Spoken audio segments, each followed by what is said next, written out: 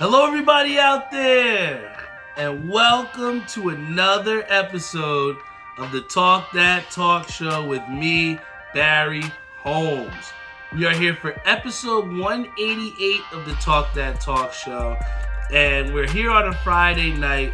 We're the day before Christmas Eve, and we have a lot to be happy about here at this Talk That Talk Show family.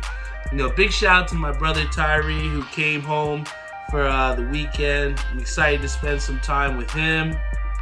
Big shout out to Chris Shank Jr. who's tuned in on our live stream.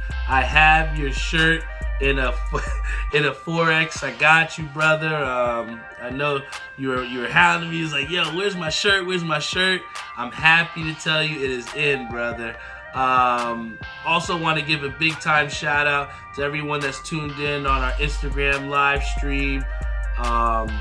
One of the things that I really wanted to start out with was, a lot of times, going into an episode, I really don't know what I'm going to end up titling it, because I try to go through the experiences of the episode, depending on what we talk about, and then afterwards, as I'm doing the editing, I'll kind of try and figure out what my episode title is going to be. But, based off the week that I had this week, I really knew what it was that I kind of wanted to talk about today when I came here on the episode. So there's a reason why it's called Intrinsic Rewards for a reason, because I feel as though, especially around the holiday times, and I alluded to this before, a lot of times, we're in places of doing things for people, and we want to try and do things to brighten their day or to make them feel happy on a holiday season, whether it's Christmas, Hanukkah, Kwanzaa, wherever it may be. The holiday times is a special time to be with your family and to share gifts. And, over at the high school where I was working at, it was, good to see, the kids exchanging gifts and everything like that. And, for me personally, even though I'm just a substitute teacher at that building, the people that I'm directly related or closely work with consistently are the secretaries. And I feel as though they're women that often are overlooked for the things that they do. And, their, impact with the school, makes big waves, man. And oftentimes it gets overshadowed. And I've worked so many jobs where I feel as though my work has went undervalued. And, when I came into school today, I wanted to make it a big point to, give them each a little gift, if they're listening. I don't want to say what it is that I got them. But, the joy that was on their faces when, it didn't seem like they had something or they didn't think that I was going to come give them something. It was a great feeling to have. And they truly did feel appreciated. And it was funny because when I walked in, I had this big bag with all the presents. And I said it jokingly. I was like, yo, I really feel like Santa Claus coming in here. But I bet you guys didn't realize Santa was black. And they all started laughing. So it was a pretty funny joke about that. But, it was a great way to feel appreciated. And then afterwards, after I left, for the day, I wound up running into the principal at the end of the day. And he came up to me. He straight up said, I just want to thank you for all the work that you do in our school. You do a really great job, and I look forward to working with you in the new year. And, something as simple, it may sound cliche or just like a little exit statement, but I truly felt that, he was appreciative of the things that I've done within that school. And, I can't, express how much, when you have a job where you have this, place where you spend most of your time, you give your attention, your energy, you divert everything towards this to try and make a living. And oftentimes that grind can be, a tough sledding, you know what I'm saying? So, to have a job where I enjoy it, people appreciate me, and I also want to show appreciation. This is part of the reason why I wanted to make the change from New York. And it was days like this where at times I thought that I hadn't made the right decision, or I missed, the dollar values that I was making out there. But, you really can't put a price tag on happiness. And, the days that I'm leaving out of there full, with that intrinsic reward of, showing people the appreciation that I have for the way that they make my job easy at work. So, it was rewarding to me intrinsically to see the smiles that were put on those secretaries' faces. And then earlier in the week, there was a situation where a lot of the kids that I directly work with on the gym, like in gym class or in other classes I substitute for, some of those students were on the basketball team, and they were telling me that one of their first games was going to be against Edison, and they really wanted me to come. And at first I didn't really think much of it, but then I thought about it more and more, and I was like, you know what? This could be one of those really once in a lifetime experiences that can really help them out and also help me out as well too. And I've covered high school. No, I've covered professional sports. I've played college basketball. I played high school basketball. But it's been some time since I was around that type of atmosphere, that competitive atmosphere. The high school, lights. It was a different nostalgic feeling. And a big shout out to my boy Ishabod Crane for coming with me and sharing that experience with me. But we just literally had a blast going to check out some of my students play against my old team. And it was funny because I got to see my old basketball coach, who was still the coach, still kicking. Big shout out to Coach Charlie Moore. Got to see Mr. Marr, one of the great coaches in Edison for seems forever now. And also I got to see Roma. Big shout out to him. But, everybody was just so happy to see me, including Mr. Sandell, who's now the athletic director. So it's good to see that, people are, doing well and that they were happy to see me. And, I was able to come back. And, again, the smiles on those North Plainfield kids' faces when they saw me at their game, it was almost like disbelief, but at the same time happiness. So I sat courtside with Ish, and I think for that whole second half, I didn't even sit down. I was like standing up. If you look at the video on YouTube, you'll see me like I'm Coach K or something on the sideline. But it was an awesome experience, man, and to share that with Ish. We had such a great time. He had his Talk That Talk Show hoodie on. I had my Talk That Talk Show hoodie. We were repping. But wound up being a great game. And especially for me, this was a big thing because I normally don't miss, bowling at all. Bowling is something that I don't miss. I've always been a dependable teammate, and I don't miss. But this wound up, falling on a day that I have bowling. And I just decided that, hey, I'm going to step back. I'm going to get a sub. I'm going to give my dad and Lenny a chance to, get some reps together since they'll be bowling nationals. And I had to, let go and trust that, my dad could do the job. And, for me, sometimes stepping back and not having the control can be a little bit difficult to do. But, luckily, my father has been on the tear that he's been. He's been bowling, absolutely spirited, to say the most, because I know how tired he's been bowling 5 leagues, and I know just how hard it is, because it's hard for me bowling 4 leagues right now. So, my father's been really kicking his game up a notch, so it's been a joy to bowl with him. And, to take that time away from there, you had to know something was serious. So that's just how much this meant to me, to let those kids know that I cared about them, because I know how it felt to not have some of my teachers show up, or I know how it felt when I had my teachers show up. And the funniest thing was, I think that, and I truly believe that everything happens for a reason, because what happened was this game went down to the buzzer, and one of the kids, big shout out to Patrick Adams, really humble guy, humble kid, really enjoy working with him at the high school.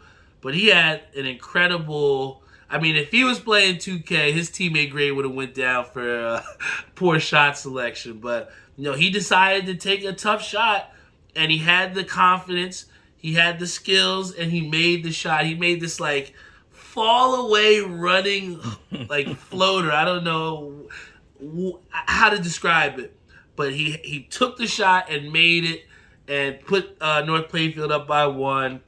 And if you look at the video, I'm just like in disbelief, going crazy on the sideline, standing up. And I joked with Ish saying that was the best $3 I had ever spent.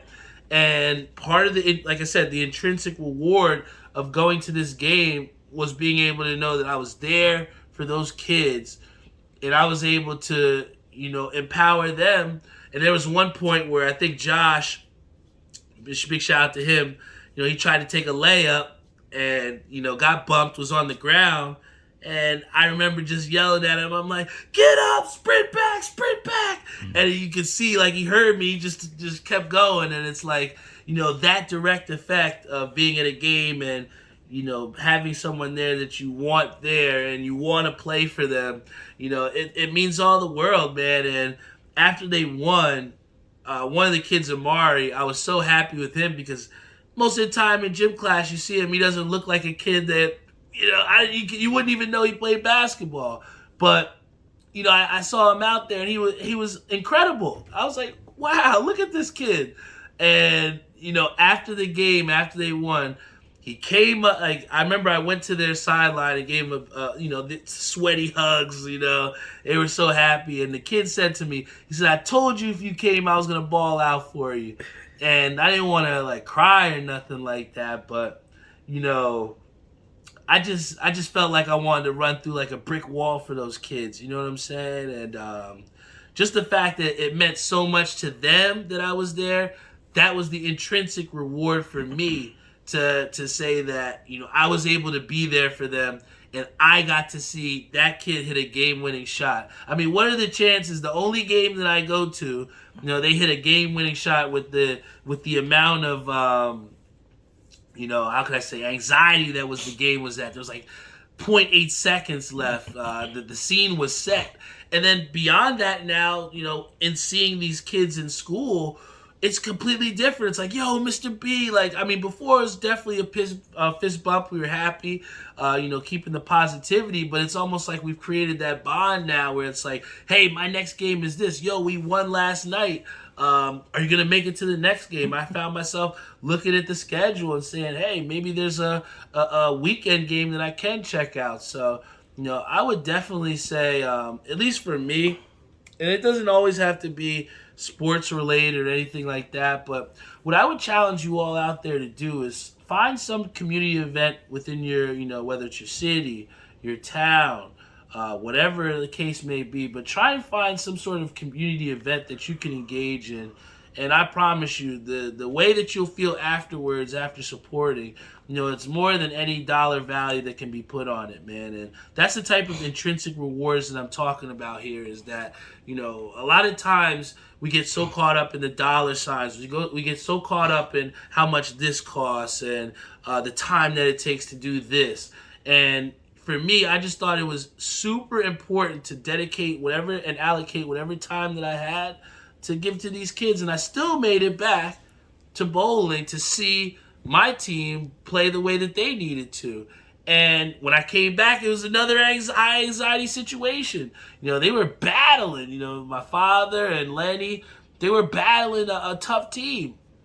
And I had to step back again and just be a cheerleader and try and do my best to cheer them on. And I got to see Lenny excel. He had like 6 or 7 in a row. My dad was doing what dad does. So, we wound up getting a big-time dub, and it felt good to be able to step back away from my responsibilities and know that my pops had it on lock and my team had it on lock, and I was still able to give back to my community. So, that is definitely a day that I will remember for a long time. And it's those types of intrinsic rewards that help to build our character, man, and those experiences will last a long time. I'll never forget that kid Patrick, and I'll never forget that shot that was hit. And the funniest thing was the athletic director came up to me. He's like, Barry, I know you're a Canuck. I know you're a Canuck now, but you'll always be an Eagle. Once an Eagle, always an Eagle. So I thought that was pretty funny. But leading after that, another big thing that I love and support is my New York Mets. You see it right here, especially with the time that we have in the season, the postseason that we had. It was difficult.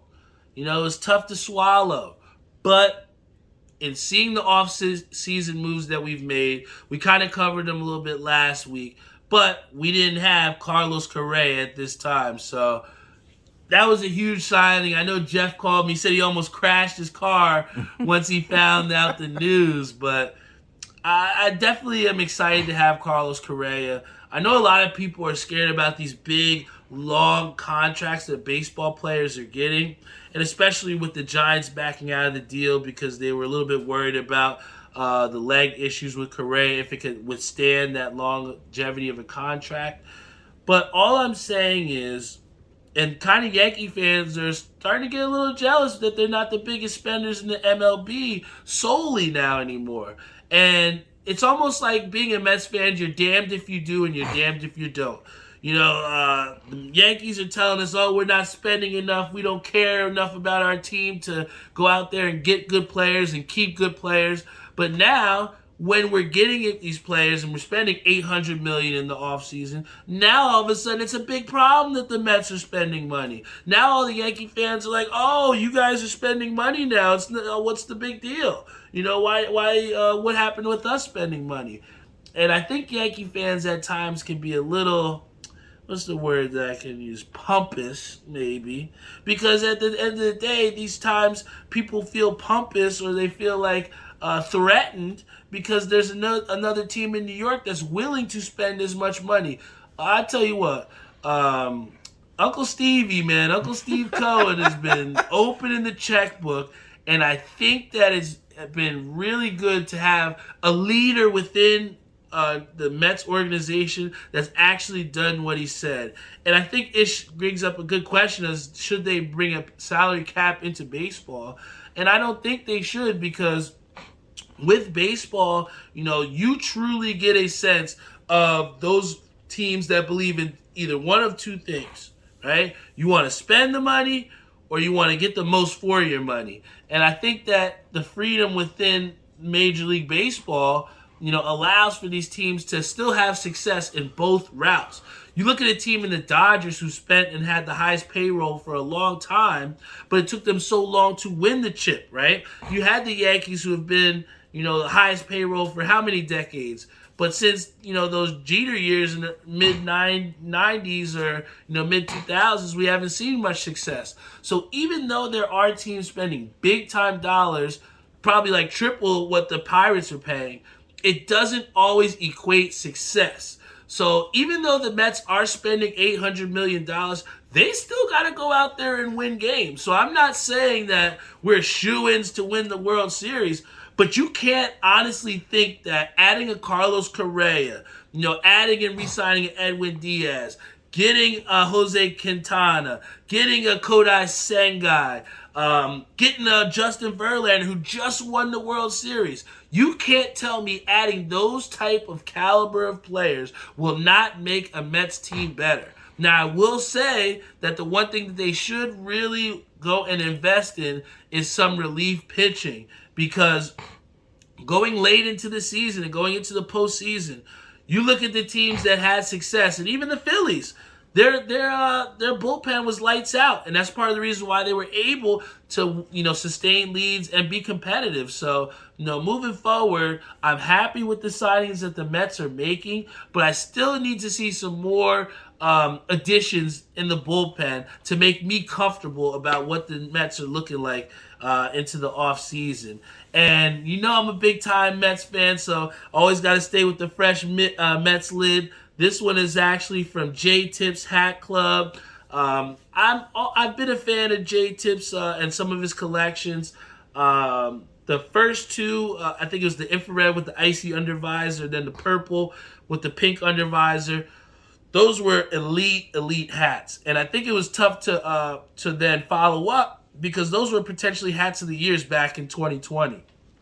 But This hat right here is definitely one that I like. I like how he went with the two-tone action. We got the lavender with the pink undervisor, real chunky side patch, and he's got his, signature peace sign on the side. So, with those types of designers and hat designers, we like to see that type of creativity.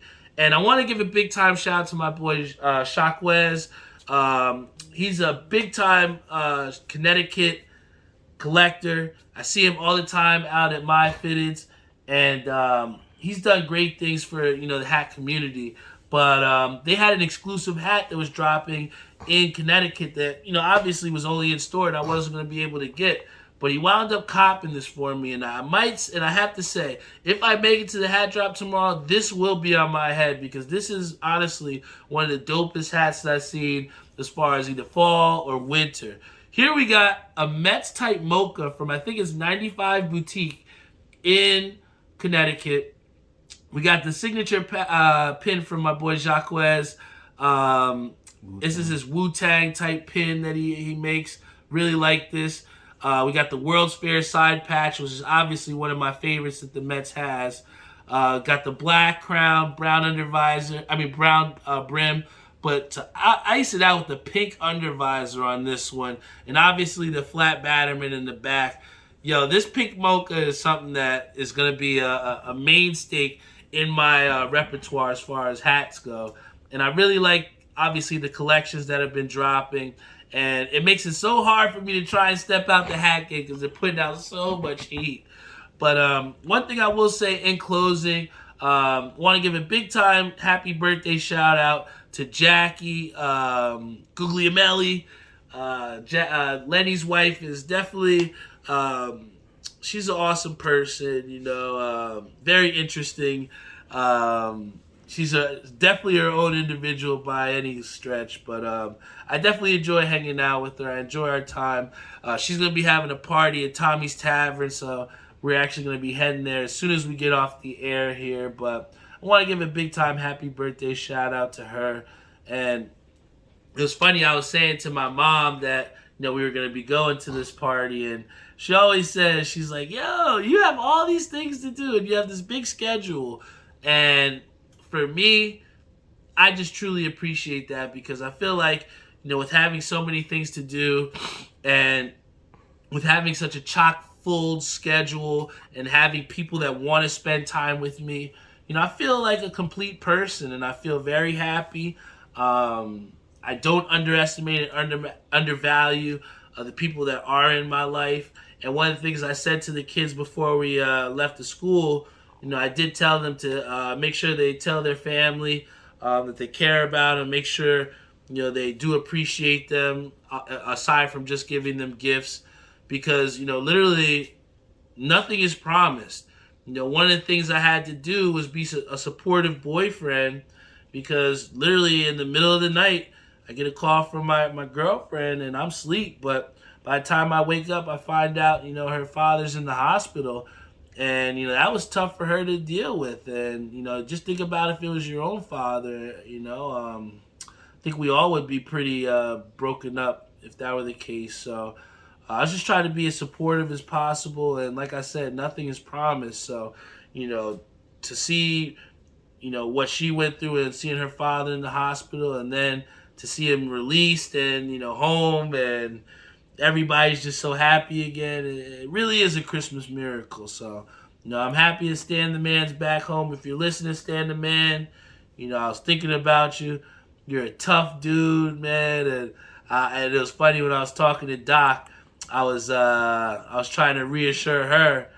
And one of the things I said, I was like, yeah, man, Stan, good to hear from you. He goes, all right, man. See you this weekend. And this was before they even said he was going to get released or anything like that. He really spoke that shit into existence. So the one thing I will say to everyone out there is, no matter what you're going through, just try to have a positive mindset. Just thug it out, man, because, for something that was so catastrophic for Stan the Man, he took it in grace, man. And it just really, again, you gotta, look to your family members, tell them how are you feeling, communicate with them, let them know, ask them how they're doing, because like I said, you never know. And I truly believe that I was supposed to be at that basketball game to see those kids do what they did. And it almost reminds me of the time that, I skipped this episode, I skipped recording one night to go to a party, and that wound up being the last time I saw my friend Andrew. So I truly believe things happen for a reason, and people are in our lives for a certain reason. So now I appreciate every single one of you out there, whether you're my boy Emrose. Hopefully we get to go to Vegas together, brother. Big shout out whether you're my boy Ishabai Crane, my boy Carl, whether you're my sister Tori, or my boy Frank Lanza's mom. I appreciate you all for your support. You are all one of the big reasons why this show is where it is, and why I'm able to come here every single week and give you guys my heart and soul and what's going on through my mind. So, Rose, my boy Emrose says, happy holidays, coach, to you and the fam. Big holidays. Shout out to you, Rose. Howard Cott, big shout out to you. Happy holidays to you, brother. You're my boy, man. I just, like I said, the intrinsic rewards that I get from recording this show go way beyond any type of dollar value that could ever get, So the fact that people really want to wear my shirts, wear my hoodies, listen to this show, download it, stream it, it means the world to me, man. And you really, like I said, you just can't put a dollar value on that. And especially around the holiday times, to record this episode and so soon have Christmas Eve, it's a great feeling. And moving forward, especially going into this new year, I just can't wait to close the race to 200. A lot of people might have thought, hey, he might not make it. A lot of people might have been waiting for us not to finish up this episode, or they might have been waiting for us to quit. But you're not going to get that with the Talk That Talk Show. Every single week, you will get a new episode of the Talk That Talk Show that you can stream, that you can watch on YouTube, Spotify, Google Podcasts, Apple Podcasts, iHeartRadio, Stitcher, you name it. We got my boy Bank Boy Savage 93 says, when is the new hoodie drop? The new hoodie drop will be in the end of January. We're going to look towards either, I would say, late January, early February, because in January we're going to be doing the raffle. And that raffle is you're going to pay $1 for a raffle ticket. The max you can get is, I believe, 10 tickets. But literally, if you win the raffle, you get the chance to pick the color of the next Talk That Talk Show hoodie, and you get a free Talk That Talk Show hoodie. So, stay tuned, because once we come back in the new year, I will officially have the post on the website. I'll have it on our Facebook Live. I'll have the link where you can send payment for your raffle tickets, because I promise you, nobody else is giving people the chance to make their own hoodie. Who else is doing that? What podcast that you have the interaction with people that close, right? So you all have a big part of what this is, of what it is. So that's why I want to make sure that somebody that's a loyal listener to the Talk That Talk Show will get to design the next color for the next hoodie, man. So, that's all I got for you guys. Happy holidays. Merry Christmas. I love every single one of you. This is episode 188 of the Talk That Talk Show. Tell a friend. Wear your shit proudly. I love you all, and I will see you all next week.